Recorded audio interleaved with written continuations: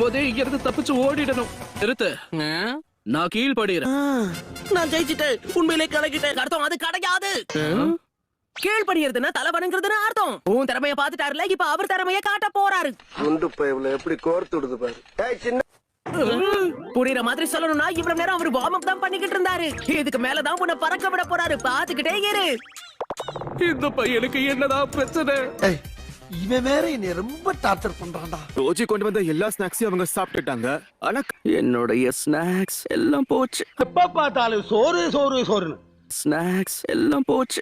அது போதாதுன்னு எதிரிங்க வந்துட்டாங்கன்னு ஈனோ நினைச்சு பயந்து போய் எமர்ஜென்சி சிக்னலை ஈனோ அனுப்பி வச்சுட்டா. என்ன நடந்துச்சுன்னு தெரியல. என்ன தப்பா சொல்ற? இவ்வளவு ஸ்நாக்ஸ் தூக்கிட்டு வந்தது இவன் தப்பு தான். இவனை தான் நீ முதல்ல சொல்லணும். அப்படிதான் பேசுவேன்.